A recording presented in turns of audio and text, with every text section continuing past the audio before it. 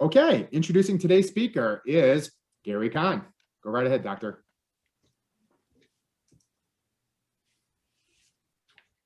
Get unmuted here. Yes, it's my privilege today to introduce our speakers. First of all, Paula Palmer is a bilingual sociologist, writer, and multi-award-winning activist for her work with social justice, human rights, and environmental protection. When I first met Paula over 20 years ago, she was the executive director of a nonprofit organization called Global Response. And Paula, as a director of that organization, was involved with 70 international campaigns to help Indigenous people and local communities defend their rights and prevent environmental destruction in their communities. She's accompanied today with her co-founder of the organization that they're going to tell us about, Jerilyn DeCoteau. I hope I'm pronouncing that right, Jerilyn. Yes. Jerilyn is an enrolled member of the Turtle Mountain Band of Chippewa Indians in North Dakota. And she received her law degree from the University of Oregon, and as a lawyer has pressed for the rights of Indian tribes to govern themselves, control their resources, and ensure human rights for all their members. She's practiced Indian law at the Native Americans Rights Fund at the U.S. Department of Justice, and also for her tribe. She was a director of Indian Law Clinic here at the University of Colorado and taught Indian law courses there, as well as at Yale University Law School and the University of Denver Law School. She currently actually serves as the Chief Justice for the Pueblo of San Ildefonso Supreme Court. Locally, Jerilyn has also served on the board of our own YWCA of Boulder County and volunteered with a program where many of us are familiar with, the Reading to End Racism Project. She was also instrumental in establishing Boulder's Indigenous Peoples Day. So we are honored also to have with us Tim Harmos, who is a dedicated volunteer with Jerilyn and Paula, who are the founding members and co-coordinators of the Right Relationships Boulder, which is the name of the organization they're here representing mainly today. And all three of them are part of the Land Working Group. So please welcome now Jerilyn, who will lead off the discussion on Fort Chambers, a call for Boulder to reckon with our history and build right relationships with the Indigenous people today. Jerilyn. Thank you, Gary, for that very generous introduction. And thank you to Mike and also to the Peace Building Committee. Thank you for having us here today. So we're going to get right into it. Tim Harmon and I are going to narrate a slideshow that Paula is going to share with us.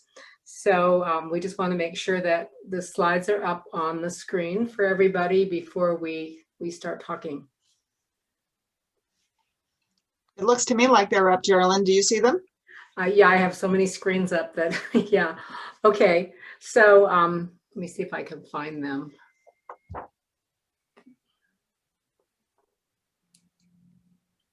Okay. Yes, okay, very good. Thank you. All right, so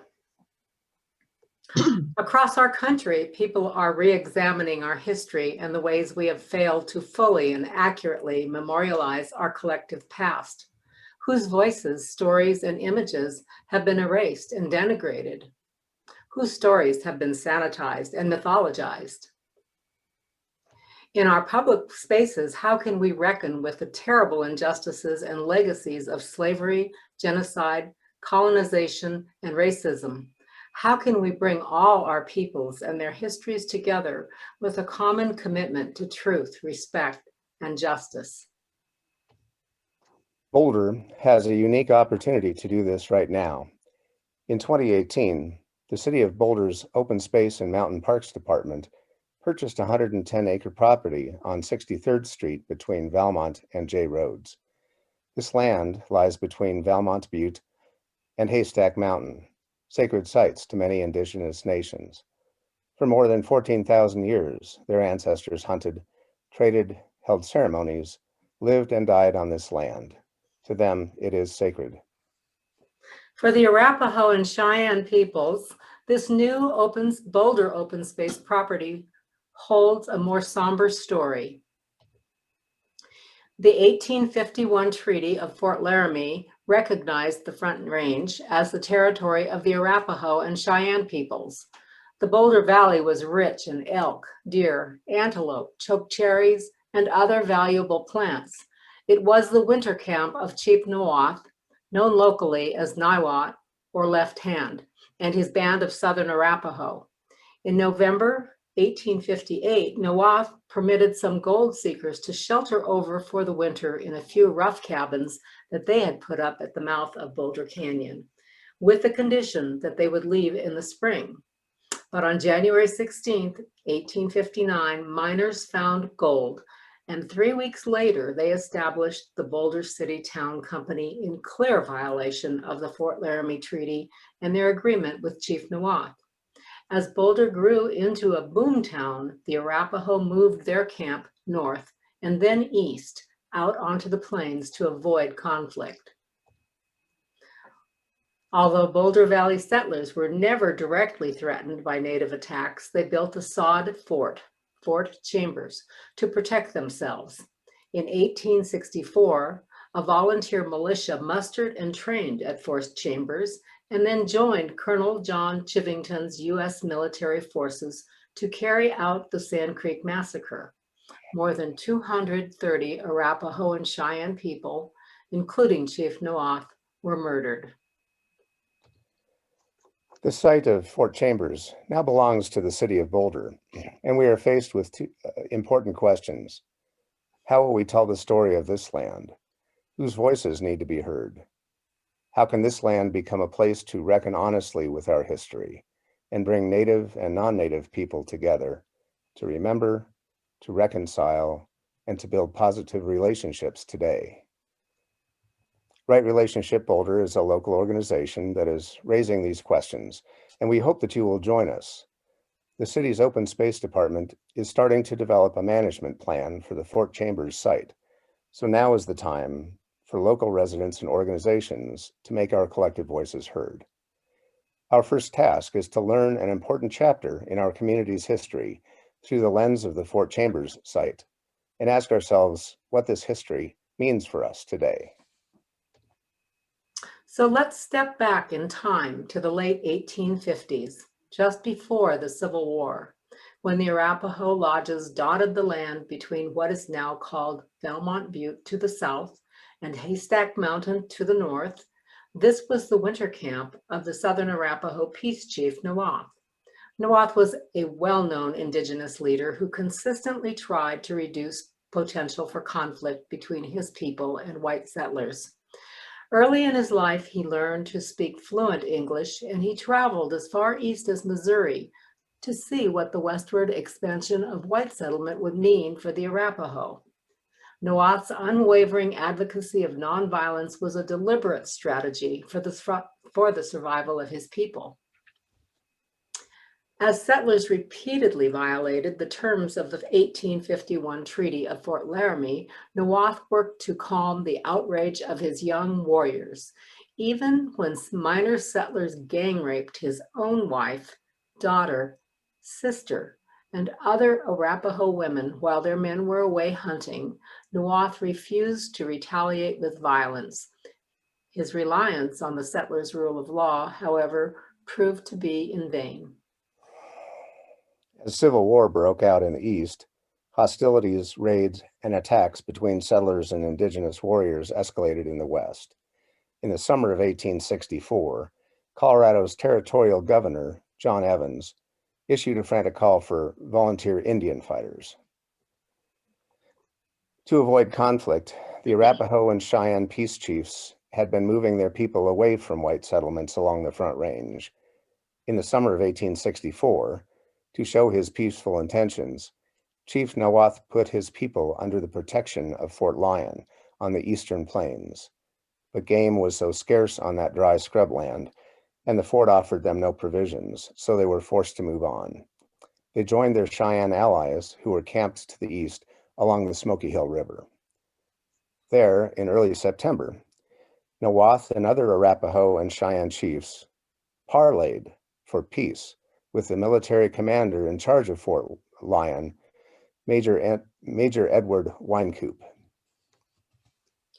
Lacking authority to negotiate a treaty on his own, Wynkoop accompanied a delegation of 7 Cheyenne and Arapaho chiefs to Camp Weld outside of Denver. They hoped to secure a peace agreement with Governor Evans and the commander of the Colorado Military District, Colonel John Chivington. However, Evans, was preparing for war, and he refused the chiefs' entreaties. But he told them their people would be safe if they would return to Fort Lyon and place themselves under the protection of Major Wynkoop there. By October, Chief Little Raven had moved most of the Southern Arapaho to the south, away from the fort. But Nawath and his family of 50 to 60 people accompanied about 600 Cheyenne and their chiefs to Fort Lyon. Unexpectedly, on November 5th, Major Wynkoop was relieved of his command at Fort Lyon and sent off to Kansas. Major Scott Anthony took charge of Fort Lyon and moved the Arapaho and Cheyenne to Sand Creek, about 40 miles away. He declared them to be prisoners of war. Meanwhile, in the Boulder Valley, white settlement was booming on land that was still Arapaho and Cheyenne territory, according to the 1851 treaty. In 1863, settlers had built a sod stockade on the homestead of George W. Chambers, fearing Indian attacks, but no such attacks took place. The next year, when Governor Evans issued his call for volunteer Indian fighters, Boulder Valley men mustered and began military drills at Fort Chambers. They were designated as Company D of the 3rd Colorado Volunteer Cavalry Regiment under the command of David Nichols, who'd resigned his position as Boulder County Sheriff to accept a captain's commission. In late summer of 1864, the 111 men of Company D began training for war. In her biography of Chief Left Hand, Boulder author Margaret Cole writes about the men who formed Company D. She notes that many of them knew Chief Nawath and other Arapaho people personally. They had traded, negotiated, and coexisted in the Boulder Valley. It had been only 6 years since gold was found in the Boulder foothills, when the Indian fighters of Company D rode out to join Colonel Chivington's forces in their march toward Fort Lyon and Sand Creek. In the chill dawn of November 29, 1864, the Boulder Valley men were among the 700 U.S. cavalry men who attacked the Cheyenne and Arapaho people who were camped at Sand Creek under the protection of the United States flag and a white flag of truce. For their first assault, Company D singled out Chief Nawath's Arapaho encampment. Most of the 60 or so Arapaho people in the camp were killed, although a few survived. Chief Nawath was mortally wounded and died a few days later. 8 Cheyenne chiefs were killed. Soldiers galloped through the camps, rifles blazing, and they chased women and children for miles up the dry creek bed and across the plains. They brutally murdered and mutilated the bodies of more than 230 Cheyenne and Arapaho people. Returning victoriously to Denver and Boulder, the soldiers displayed native people's body parts as trophies while crowds cheered. Captain Silas Soule and Lieutenant Joseph Kramer, who refused Colonel Chivington's orders to attack the peace camp at Sand Creek, became whistleblowers and sent an honest report to Washington. The details were so grotesque that even in the midst of the Civil War, Congress held hearings and determined that Sand Creek was a, quote, foul and dastardly massacre. However, neither these hearings nor an Army investigation resulted in the prosecution of Colonel Chivington or the soldiers under his command. Of Sand Creek, The Native American rights attorney, Walter Echohawk, wrote, "The land can speak to those who listen. There is a bluff overlooking Sand Creek where you can hear women and children crying in the wind."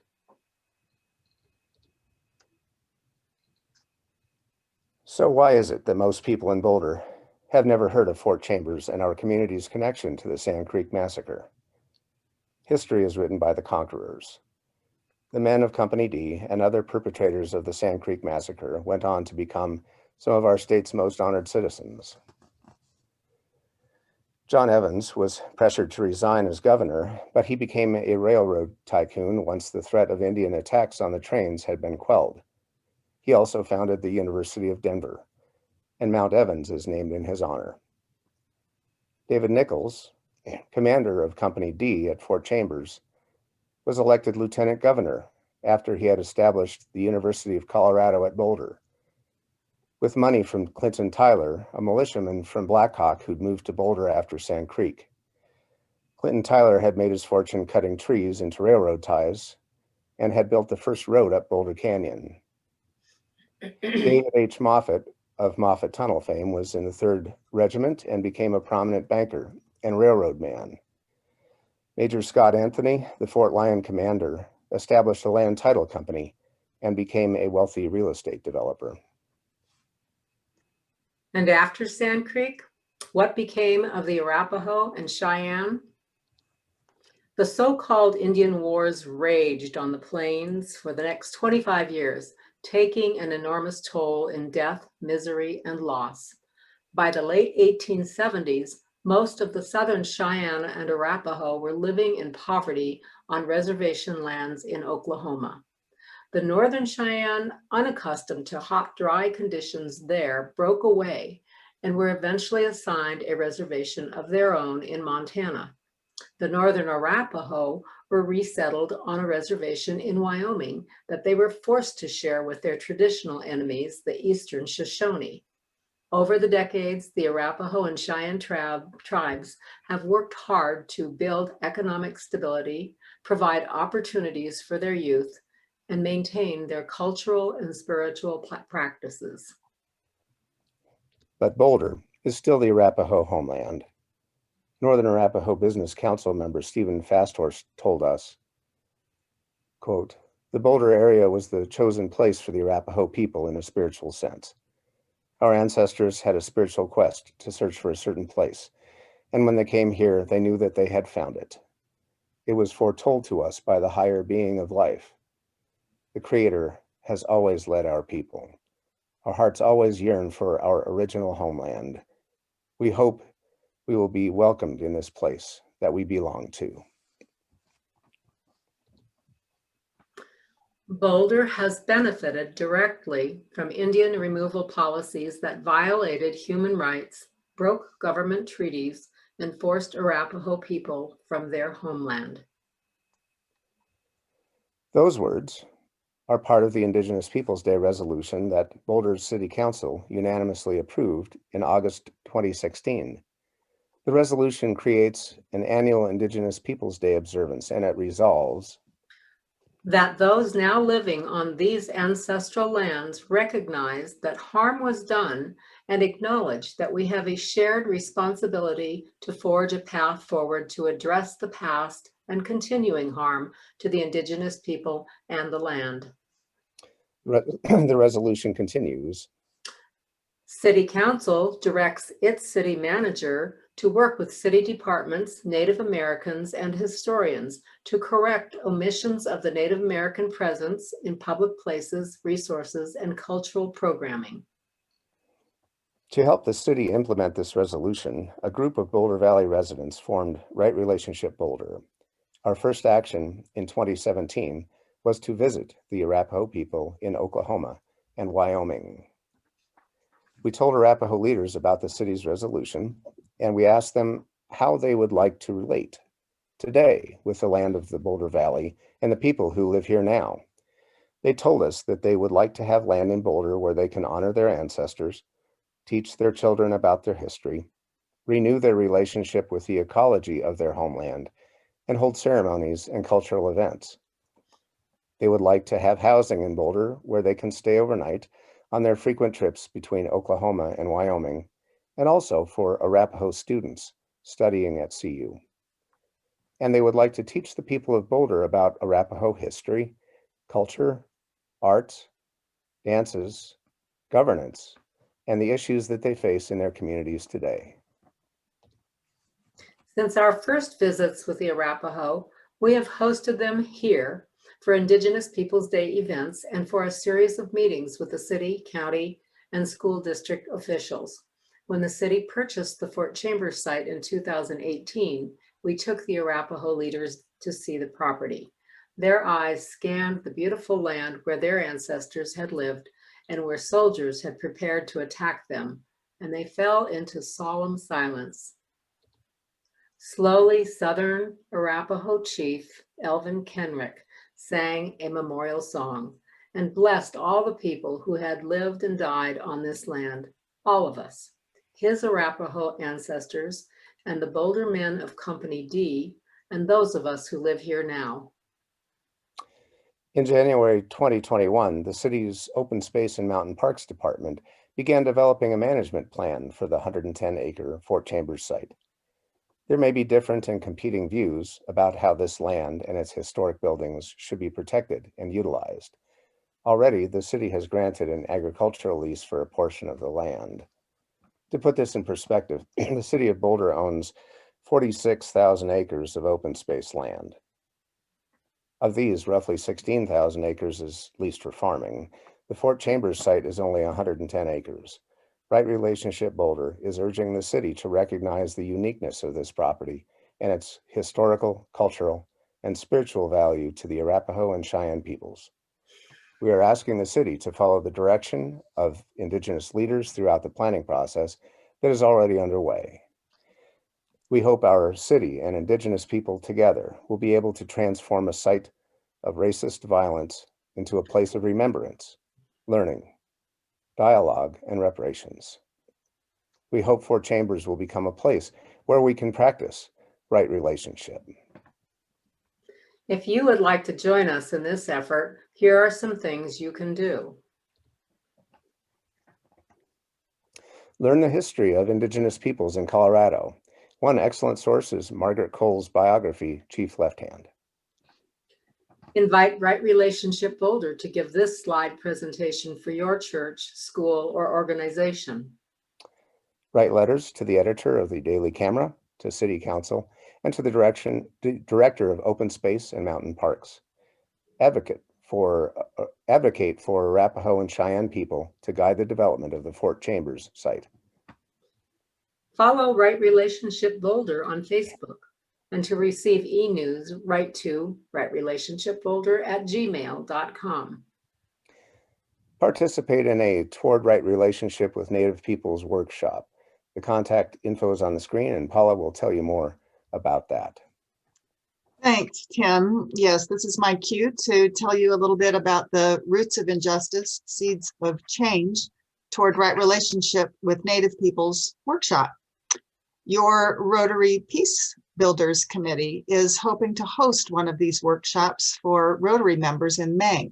So Gary and Randy asked me to tell you a little bit about it. Jerilyn and I have been presenting this workshop around the country for 9 years. For the first 8 years, we met with groups in person, but of course, during the last year and this year, we're doing it all by Zoom. We've also trained a larger group of 9 Native people and about 60 non-Native people who facilitate the workshop in different regions of the country, usually at the invitation of civic organizations like Rotary, and also faith communities, schools, and universities. Participants in the Toward Right Relationship workshop engage with the story of the European colonization of this land that became the United States.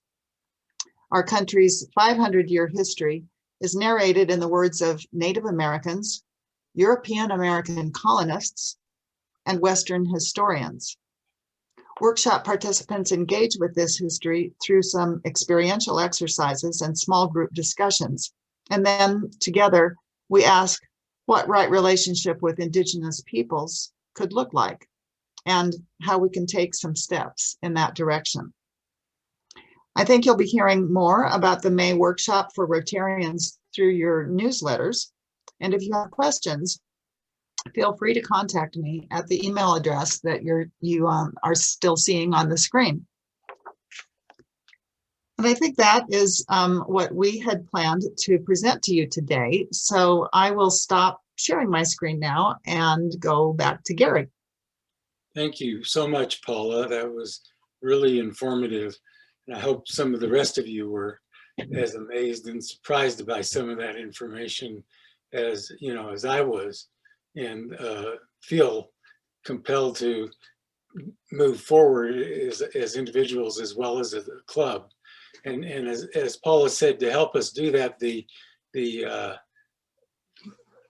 Peace Builders Committee has agreed to try to sponsor, with the financial backing from Cinda Arsenault, a workshop for Rotarians that want to learn more and hear this inspiring story from the point of view of the different parties that Paula mentioned.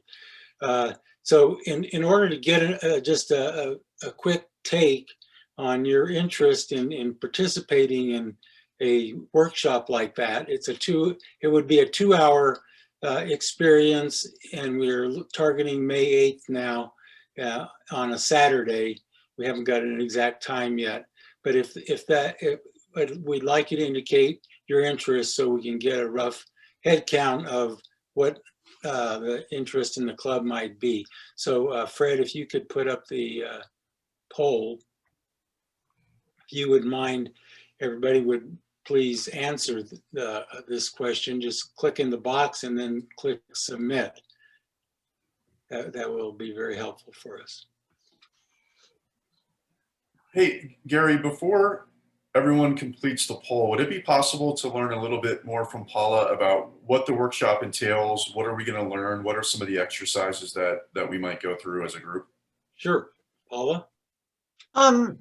Yeah, as Gary said, it's a 2-hour process. Part of that is a pre-recorded telling of the story of the colonization of this country. There are 4 voices that are heard, and they are taking direct quotations, speaking direct quotations from Native American people throughout this 500-year history.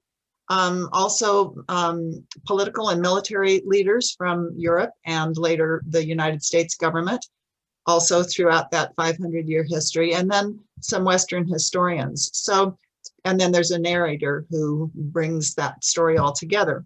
So part of this is hearing the story of the country told in those voices.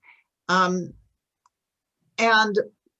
part of it is, I don't want to tell you too much about what the exercises are, but we ask people to engage in that history and sort of symbolically experience some of the impacts of colonization on the Indigenous people.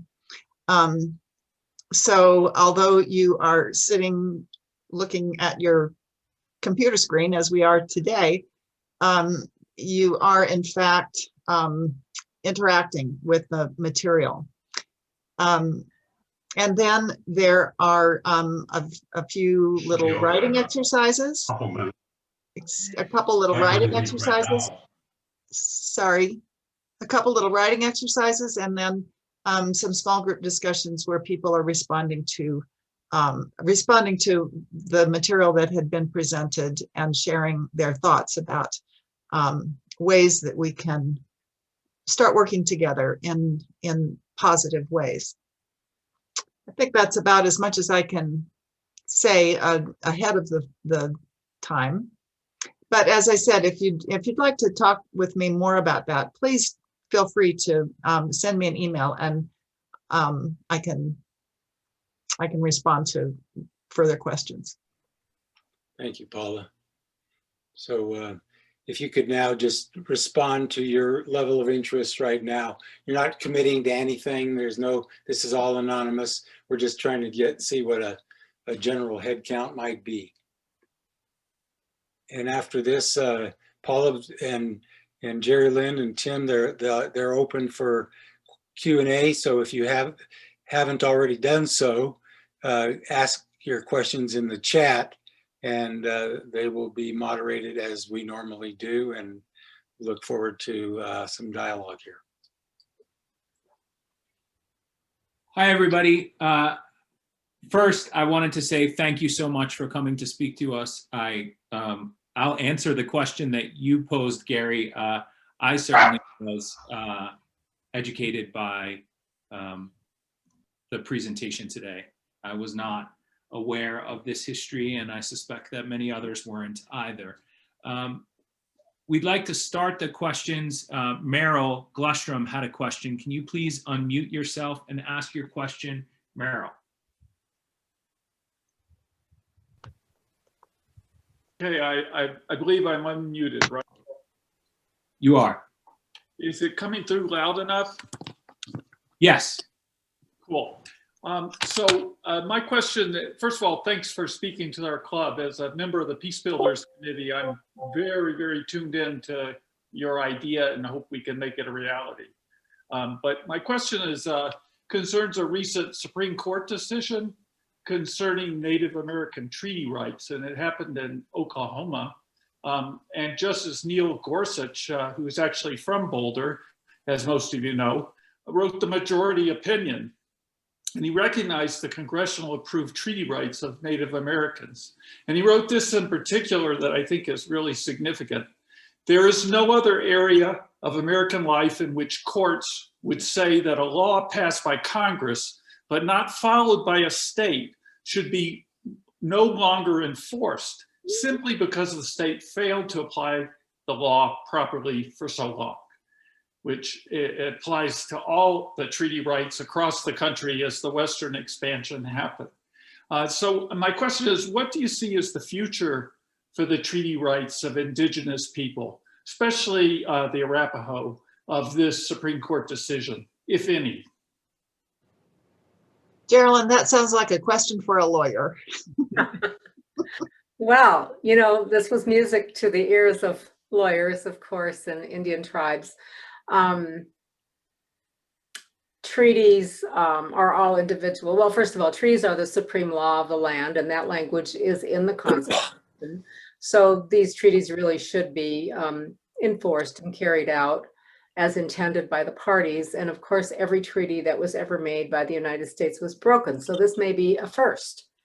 And what it did, a lot of people think, oh, it gave the tribe back land. Well, you know, there's land, there's government, and then there's private land ownership. So if you have a governmental authority over the land, that doesn't necessarily mean you own it. So there'll be lots of questions to iron out about what the authority is of the tribe to, you know, to regulate and have sovereign authority over that land. So every treaty is different. Every treaty has different provisions, and every treaty will have to be dealt with separately. So obviously, we've been talking about the 1851 treaty here in Colorado involving the Cheyenne and many, many other tribes, and that treaty recognized the Boulder Valley as the territory of the Arapaho people. And of course, that treaty was breached. And there are ways to get out of treaties, but you can't just ignore, and states can't just ignore, or Boulder can't just ignore the treaty provisions. So going forward, what that means is really unclear, because again, land ownership and sovereignty over land as a government are really two different things. And it just kind of would have to probably be litigated. But there is great hope. And there are other lawsuits already pending over treaty provisions. So we'll have to see which direction this goes. But it's beyond the Supreme Court's decision. It's really a question for all of us as to how we can move forward in the best possible way and create right relationship. Because obviously those of us who are living in Arapaho land and own homes and et cetera here, we're here in good faith as well. So, you know, everything can't necessarily be put back in its original order, ideal as that may sound to some of us. But what we do have to do is not wait for court decisions and figure out how to move forward together in a better way. This is really important, not just for the Indigenous people in the Arapaho here in Boulder County, but or the people who, Arapaho people for whom this was their homeland. It's important for all of us because this is our country. We want to make it healthy and have the best relationships going forward so that we can put this whole legacy of, you know, slavery and stealing land from Indians behind us. Thanks for that thoughtful answer. Much appreciated. Thank you. Thank you very much. Next, Gordon Gam, can you please unmute and ask your question about what sounds like a lovely statue? There we go. Am I unmuted now? You are. We can hear you. Okay. Yes, I have a beautiful sculpture that was the artist is a Native American sculptor and wanted to donate it to a location and city and would appreciate having your input in terms of where would be an impactful place in Boulder to display this work of art. Is that something you could help me with? I think we could have, maybe offline, we could have some more conversation about that, Gordon. Would you like to send me an email and that would be a way for us to get started looking at that? Yes, be glad to. Thank you, Paula. Enjoyed your presentation. Thank you. Thanks, Gordon. I found it inspiring. That's why I'm doing this. Thanks, Gordon. Next up, George Garmany has been pretty active in the chat. George, can you, excuse me, sorry. Dr. Russell has actually got something to say and perhaps has a question as well. Although, George, I know you've posted a few things. If you have a question, you can absolutely ask that question now. Well, this is Dr. George Garmany. I've got two Dr. Georges. That's my challenge. It's such a confusing issue in the club. Mine was more a statement, but I can wrestle a question out of that. For those who haven't been following the chat line, Major Soul, who was critical in reporting the facts that happened at Sand Creek, was murdered as the investigation was underway, and I don't think his killers were ever either identified or brought to justice. That you didn't go that way in the discussion, but were his killers ever brought to any form of justice, or do we know today who those killers were? And the rest of the stuff that I had really doesn't involve a question. No, the killers of Silas Soul were never brought to justice. I didn't think so. He was one of the few heroes, at least from the Anglo side of that day. Definitely. All right. So despite my misspeaking, can we have another Dr. George ask a question? Yes. I'd like to talk about Shivington, who was on a time limit that he had the cavalry.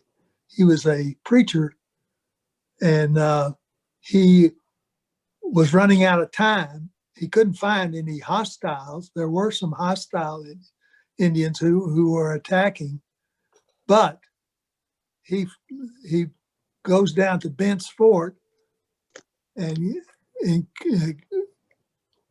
intimidates Bent into letting his son take him to the Sand Creek area where his brothers were there in camp, George and Charlie.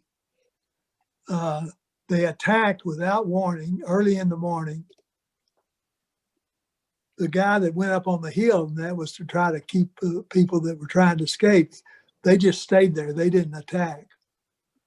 But they killed, all the real warriors were somewhere else in a different camp. So it was primarily women and children. Charlie Bent was captured. George Bent was shot but escaped. Chief Black Kettle's wife was killed, but he escaped, later to be killed by Custer. So it was a real tragedy how they did it. And it was all for the glory of saying, I killed an Indian. It was tragic. Thanks, I George. have no question. I know a lot about the story. All right. Well, I appreciate that. Thank you for that statement. Next up, Dick Golden, can you please unmute and ask your question? Yes, I mean, this history is just incredible. And I'm wondering if you put it together in some sort of a book or booklet or some easy method to read this all. That's my question. Well, Margaret Cole has done that job in her biography of Chief Left Hand, and the book is just called Chief Left Hand, and it's very available. I'm sure you can find it today at the Boulder bookstore, and it's really a very comprehensive and very well researched and multi-footnoted book that we drew a lot of this information that we shared with you today from. And once again, her name, the author's name was? Her name is Margaret Cole, C-O-E-L. Thank you so much. Thank you for that question. Next, Let me just go back one. There's also a book written by George Bent. Tim, were you going to talk about that? No, I was going to suggest A Misplaced Massacre by Ari Kelman. I'm going to put it in the notes. A really excellent book about Sand Creek itself and all the different characters involved, and it involves a lot of the deeper history of that whole thing as well, and the same kind of characters you're going to run into with George Bent and Margaret Cole. So I'll put it in the chat. Okay. Thanks, Tim. Next up, Lynn Johnson had a question. Lynn, can you unmute and ask your question? This might be another lawyer question, Jerilyn. No, I was curious. You have this focus on this property in Boulder, but I have some vague information about the petitioning for the original treaty rights. And in upstate New York, I think they've made a lot of progress in dating back land that was allocated to whites and kind of consolidating the tribal lands. Are there other examples of that, or is this something that's possible out of the treaty that you're working with here in Boulder? Yeah, the New York tribes that brought land claims in court. You know, NARF was really at the forefront of a lot of that early victories really for tribes. And there were settlements that came out of that. There were also decisions that said too much time has passed. So doctrines like laches apply.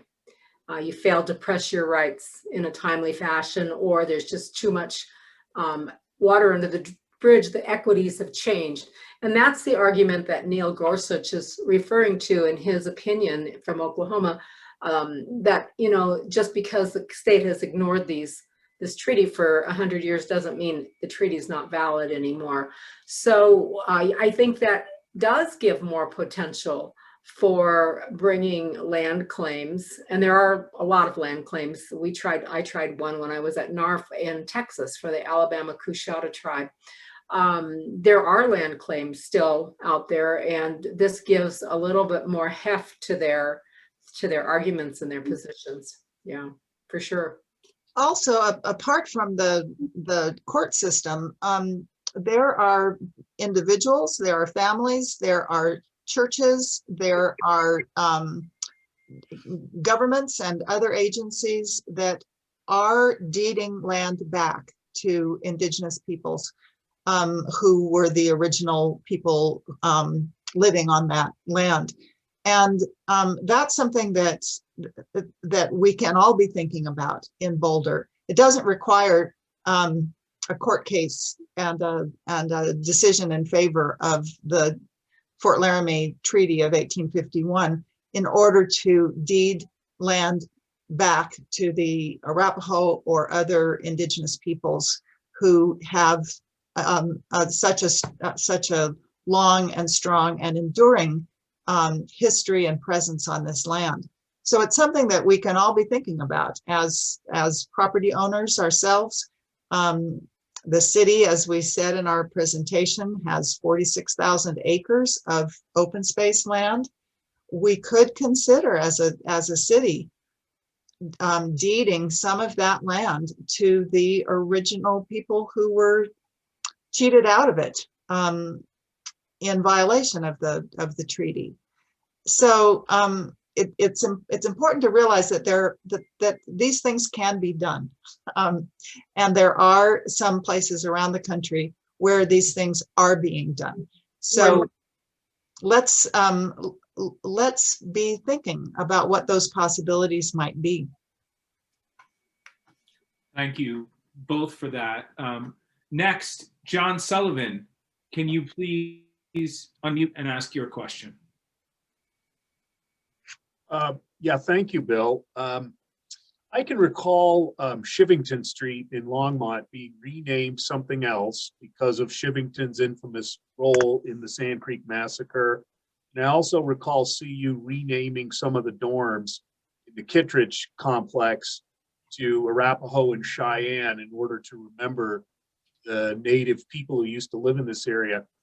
And can you all please comment on how these types of actions are received, perceived by the descendants of the Native American tribes that used to live in this area? Well, I'll offer a comment, and maybe Paula was ready to speak too.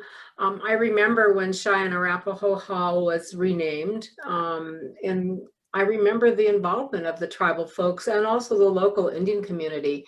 It's very gratifying to have that kind of recognition and correction of history. Yeah, there needs to be a lot more correction of information and signage. Maybe, this is my personal view, but maybe not always to tear down, but to at least put side by side so you get the whole story instead of just a part of it. There is Governor Polis named a commission, a statewide commission, to look into the whether landmarks in the state of Colorado should be renamed. One of those is Mount Evans, and there are Indigenous people who are members of that commission and who are considering renaming Mount Evans and other names that are offensive, that are really offensive to Native people. And there are quite a few of them in the state of Colorado that are under consideration. And there's some in Boulder. The sign that, the rock at the entrance, or that the Fort Chambers site, is really misleading, and it's completely incomplete. And Paula put a picture of that up during this talk. And we were in Jane Bradingham's office a year or two, probably 2 years ago, after the Indigenous Peoples Day resolution, really asked her as a city manager to implement the commitments in this. And one of the things Jane said that was a goal for that year was to do something about that marker.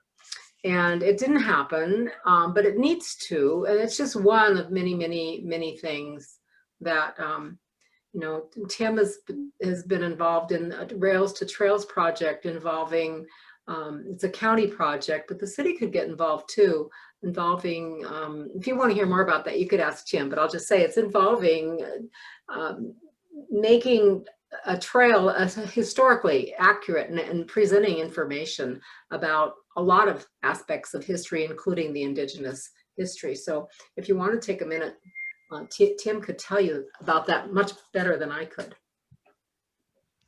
Oh, it's just a growing idea, which the people who are putting together the bicycling and pedestrian trail from Boulder out to Erie are interested in, toward the end of that process, putting up contemporary style interpretive signs, which can include Arapaho language and culture, as well as other Indigenous nations and other aspects of environmental history and settler history, and all kinds of things can be put in. If you are using a QR code on a sign, you can go to a great deal of depth, and people can just go up to it with their phone and say, oh, here's a marker, let's see what's in there. So that's the notion. It's at a very early stage. Nothing really is going to start happening until 2023, but we found a lot of support for that kind of thing with the county, and we're excited about it. One of the lovely things is that some of our Arapaho friends have said that they would really like to record Arapaho language. They would like the people of Boulder to be hearing the Arapaho language. And so an interpretive trail like that offers an opportunity for people using their phones to hear the Arapaho language. One of the Northern Arapaho elders said at a meeting that we hosted that the Arapaho language is here in the Boulder Valley. It's here in the wind, it's here in the streams, it's here in the plants. It's always here in this land. Thank you all very much. This was an absolutely fantastic program, enlightening, I'm sure, for many of us. I'd like to kick it over to our responder, Alessandro Sachs. Hello, dear Paula, dear Jerilyn, and dear Tim.